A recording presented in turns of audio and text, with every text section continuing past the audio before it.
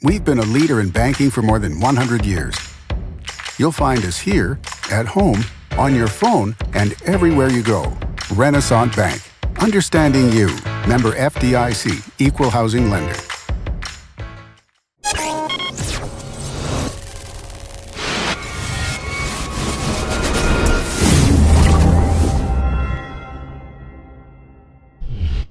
Sponsored by Renaissance Bank. Good morning and welcome to Newsbreak for Monday, November 6th. I'm Derek Russell. First on today's show, we'll take a look at the weather underground forecast. Today calls for thunderstorms with a 50% chance of rain, high of 76 and a low of 65. Your 3-day outlook, more rain in the forecast for Tuesday, 80% chance to be exact, high of 74 and a low of 53. Wednesday, partly cloudy, a high of 58 and a low of 45 with a 20% chance of rain. And Thursday, partly cloudy, high of 61 and a low of 43. For more weather, visit djournal.com/weather. Our top stories for the day: the Tupelo High School Senior Project has become a rite of passage for students graduating from the state's largest high school. Thousands of projects have been completed by THS seniors since its introduction in the early 2000s. But the concept of service-based learning has remained the same. Many of the projects have left lasting impacts on the community and on the students themselves. Students now work in larger groups, partner with mentors, and are required to perform community service hours as a part of their projects. This fall, groups have done projects ranging from the creation of a downtown Tupelo recycling program to the renovation of Bissell Baseball Field in West Tupelo to renovating the recreation room at Traceway Retirement Community.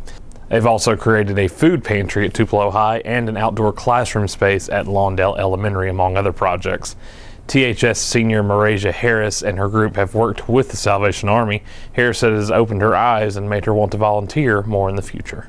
A local ministry will expand its ability to help those impacted by natural disasters. 8 Days of Hope announced on Saturday it will add 3 new disaster relief facilities. That includes the construction of a 60,000 square foot national headquarters in Pontotoc. It will serve as a large-scale distribution center and a training facility for efforts across the country. The Tupelo ministry raised $700,000 over the last 6 to 8 weeks.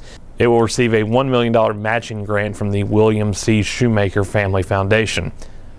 The new building will be built on land owned by Global Outreach International. It will include a staging area, space to store equipment, and room to train hundreds of volunteers every year.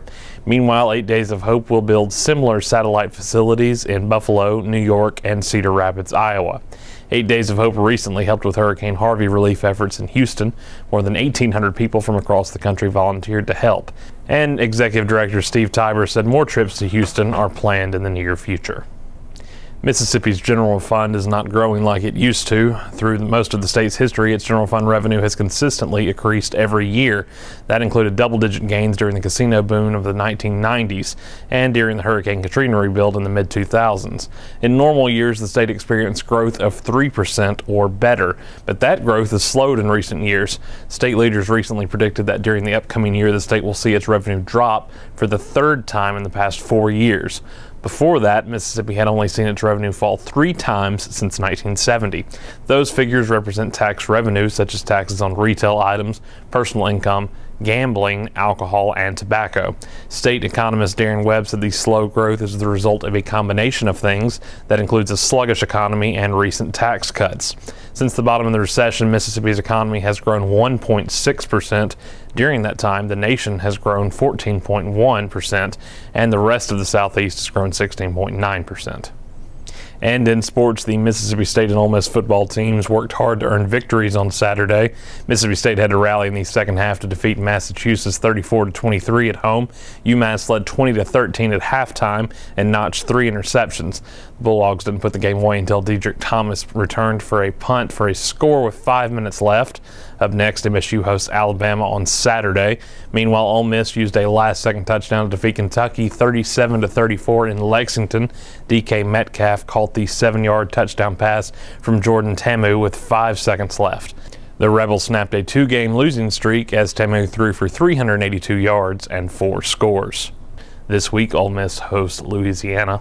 Thanks for watching Newsbreak on this Monday. Don't forget this show is one of the many online offerings courtesy of the Daily Journal that gets you news off the page and on the go.